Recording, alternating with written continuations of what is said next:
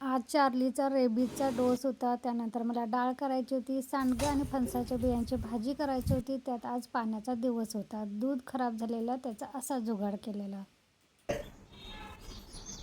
पाणी गरम करायचं त्याच्यात. तर अशी तयारी झाली, त्याला समजत असेल मला आता ही काहीतरी करणार. एवढं माझं हे करायला लागलं. चालू इकडे बघ बघ्या. चार्ली इकडे बघ बघ्या, कसा दिसतोस, कसा शांत झालाय. त्याला कळाले आता आपल्याला काय करायला येणार आहे. ठीक आहे, कापड तिथं त्या ह्याला आहे. मोठं देऊ काय?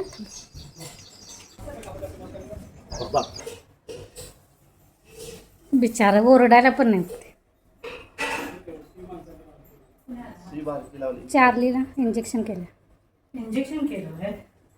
नमस्कार मंडळी, कसे आहात? तर तुमचा आजचा दिवस खूप छान सुंदर जाऊन तुमच्या मनातील सर्व इच्छा पूर्ण होत. तर इथं मला थोडंसं तांदूळ ठेवायचं होतं, म्हणजे आमटी काढायचं डिस्का असते ना छोटंसं, आमच्याकडे तर डिस्का म्हणतात, उभं भांडं असतं, त्यात मी तांदूळ ठेवलं होतं. पण ते सारखं कणी मुरत ठेवलं की ते प्लेट निसटून पडायची. इथे बघा, आमच्याकडे पेरणी टोकरणी करायची अगोदर कणी असा हा छोटा ट्रॅक्टर फिरवला जातो, म्हणजे माती अशी उलटा पालत होते आणि त्यात मग तुम्हाला काय पेरायचं वगैरे असेल तर पेरू शकता. आज रविवार होता, त्यामुळे जेवणाला तसंही वेळानं चालू केलेलं आहे. इथं कणी भात ठेवल्यानंतर थोडंसं ओटा वगैरे पडलेलं घाण कचरा पुसायचा होता, तो पुसून घेतला. थोडंसं कणी देवाचं वस्त्र वगैरे धुवून खिडकीवर ठेवलेलं, ते थोडेसे कपडे वगैरे घडी करून ठेवली. पोळपट वगैरे जे जास्तीचं होतं ते वर मला इथे ऑनलाईन रॅक मागवलेलं तिथं ठेवायचं होतं. अशी किरकोळ जी कामं असतात ती रोजच्या कणी कामातून राहून जाते, ते असे निवांत वेळेत मी थोडं करून घेते. तर इथं दूध भावानं पाठवलं होतं, ते म्हटलं पहिल्यांदा गरम करत ठेवायचं. तर ते ना काय झालं हे सांगते मी तुम्हाला. इथं बघा 10 वाजलेले आहेत, ही अजून कोणीही उठलेलं नाही, कारण आज सुट्टीचा दिवस आहे. बाहेर थोडीशी सूर्यकिरणं आलेली. मला ज्वारीचं दळप करायचं होतं, पण ज्वारी उन्हात ठेवलेले. आता तांदूळ काढते पोत्यातून.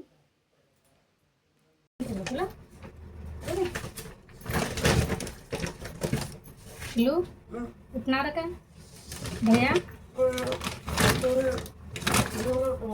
किती? 10 वाजले. अजून 9 वाजायचं राहिले. चार्लीला सकाळ सकाळी रेबीचा डोस दिला होता. दिवसभर मग अजिबात उठत नाही, खायला पण उठत नाही. दुपारनंतर मग उठतं. इथं देवपूजा झालेली आहे. त्यानंतर मला डाळ फोडणीला टाकायची होती. डाळीची पूर्ण तयारी करून घेतली. तोपर्यंत माझा भात पण झाला. तोपर्यंत मी खाली बसून त्या फणसाच्या बिया ठेचून त्याचं साल काढून घेतली होती, कारण सांडग्याचं आपण वाळवणातले सांडगं असते ती आणि फणसाच्या बियांची मला भाजी करायची होती. डाळीसाठी आणि भाजीसाठी एकदमच लसूण ठेचून वगैरे घेतला, सगळं साहित्य काढून ठेवलं. चला आता पटापटा पहिल्यांदा आमटी फोडणीला टाकूया.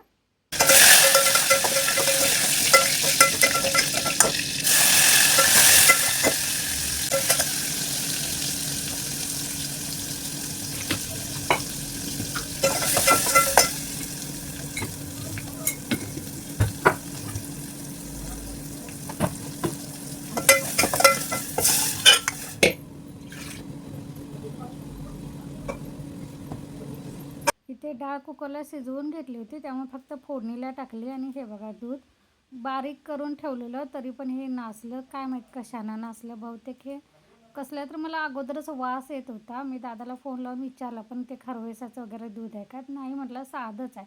आणि सकाळी काढले म्हणाला, पण बहुतेक हे शिळं आहे की काय माहीत. त्यामुळे, कारण ताजं दूध असं लगेच खराब नाही होणार. तर इथं मग फणसाची आणि सांडग्याची भाजी केली. ह्याची रेसिपी जर बघायचं असेल ना, काल मी शॉर्ट व्हिडिओ टाकलेला आहे, तो नक्की बघा. आमच्या कोल्हापूरच्या पद्धतीनं कशी भाजी केली ते. त्यानंतर पाणी आलं होतं, पाणी भरून घेतलं, झाडांना पण घालून घेतलं, कारण 2 दिवस आता ऊनच आहे. म्हटलं ते मी कढीपत्त्याचं वगैरे रोप लावलेलं आहे, ते खराब व्हायला नको, मग सगळ्या झाडांना पाणी घालून घेतलं. त्यानंतर भाकरी करून घेतल्या. आता तव्यात शेवटची भाकरी आहे. तोपर्यंत ते नासलेलं दूध होतं, त्यात लिंबू पिळायचं म्हटलेलं पहिल्यांदा. तर माझ्याकडे व्हिनेगर होतं, तेच 2 टोपण काढलं, टाकलं त्यात. आणि थोडंसं आता चाळणीमध्ये पुरणाच्या गाळात ठेवलं होतं अर्धा 1 तास. त्यानंतर आता हे मला प्लॅस्टिकचं, आमच्याकडं खव्याची बर्फी मिळते, ठिपकुर्ले गाव आहे तिथं, तर तिथून आणलेले ते डब्बा रिकामा झालेला मी घासून ठेवला होता. त्यात हे पनीर असं मी करायला ठेवलेलं आहे, म्हणजे दूध असं पाणी गेल्यानंतर ते पॅक करून ठेवलेलं आहे. आता मी हे फ्रीजमध्ये ठेवून देणार. ह्याच्या वड्या आपण घरच्या केलेल्या पनीरच्या अगदी व्यवस्थित वड्या नाही पडत. पण आपण अंड्याची बुर्जी करतोय तशी बुर्जी केली की नाही पनीरची चांगली लागते. म्हणून मी आता बघूया म्हटलं चौकोनी डब्यात ठेवले. वड्या पडल्या तर वड्यांची भाजी करायची, नाहीतर मग पनीर बुर्जी करायची. इथं आता संध्याकाळची वेळ आहे. आठवडी बाजार करून आलेले, अजून भाजी वगैरे ठेवायचं. वांगी आणली होती, म्हटलं ताजी ताजी वांगीचं भरीत करायचं. दोन्ही बाजूला एकदम होईल म्हणून दोन्ही बाजूला गॅसवर मी वांगं तेल लावून भाजत ठेवलेलं आहे. तोपर्यंत पातेल्यामध्ये थोडंसं भात करायचं, तर तोच लावून आता घेणार आहे. तोपर्यंत आम्ही बाजारला गेल्यानंतरच हे बघा पाऊस आलेला होता.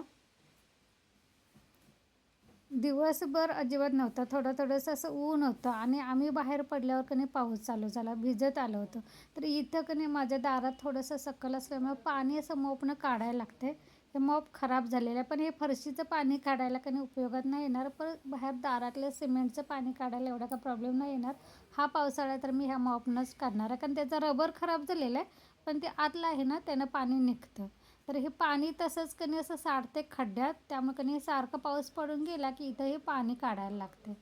बाहेरचं वातावरण इतकं छान झालेलं संध्याकाळचं, पण घरात जेवण करायचं होतं त्यामुळे थोडंसं बाहेर थांबले आणि लगेचच आत आले. शेंगदाणे परवा दिवशी भाजून ठेवले होते, ते मला मिक्सरला बारीक करायचे होते. तात्पुरते तेवढेच जरासं भाजीसाठी लागणारं केलं होतं. म्हटलं आता कधी मला भरीत वगैरे करायचं त्यासाठी लागणार होतं, म्हणून म्हटलं सगळंच आता बारीक करायचं. मोठं मिक्सरचं भांडं भेटत नव्हतं म्हणून छोट्यात केलं. आणि माझं ते मिक्सरची टोपणं खराब झालेले आहेत, म्हणजे रबर खराब झालेलं आहे. टोपण आहे चांगलं, आणि ते प्लेट ठेवते ना त्यामुळे सगळं ते शेंगदाण्याचं कूट त्या मिक्सरच्या साईडला सगळा पडून गेला होता. आणि असं काही गडबडीने लवकर आवरायचं म्हटलं की जास्तीचे कामं होऊन जातात. तर ओल्या कापडाने ते सगळं भरून घेतलं मिक्सर, पण बरेच दिवस पुसला नव्हता. म्हटलं तो पण हातासरशी पुसून घ्यायचा. ते स्टूल पण ते मिक्सरचा मसाला वगैरे बारीक केलेलं ते सगळं गळून गेलेलं कणी, की ते सगळं स्टूल खराब झालेलं आहे, तो पण घासून घेतला. ते भिंत तिथली ती पुसलेल्या कापडानं निघत नव्हती, त्यामुळे भांडी घासायच्या घासणीने ते घासलं. त्यानंतर ओल्या कापडानं पुसून घेतला, म्हणजे तेवढा कोपरा कणी एकदम असं क्लीन मनासारखं नाही झालं कणी, काम पण केल्यासारखं वाटत नाही. त्यामुळे माझी एक सवय आहे, कुठलं पण काम कणी वेळ लागेना, पण एकदा हातात करायला घेतलं की नाही ते अगदी डीप क्लीनच करायचं. मी कोपरा इतका छान केला होता ना, एवढं भारी वाटत होतं. मिक्सरचं मी ते स्टूल मागं सरकून ठेवते, ह्यावेळी आता पुढं ठेवलेलं आहे. आणि आपले ते खलबत्ता वगैरे चटणीच्या बरण्या वगैरे आता ते मागं ठेवायचं म्हणते. त्यानंतर लगेचच भरीत करून घेतलं. त्यानंतर भरीत झाल्यानंतर भाकरी करून घेतल्या. चला ह्यासोबतच आजचा व्लॉग पण मी इथंच बंद करते. पुन्हा भेटू नवीन व्लॉगमध्ये. तोपर्यंत धन्यवाद. आणि तुम्हाला जर माझा व्लॉग आवडला असेल तर एक लाईक नक्की करा आणि आपल्या चॅनलला सबस्क्राईब करायला विसरू नका. बाय.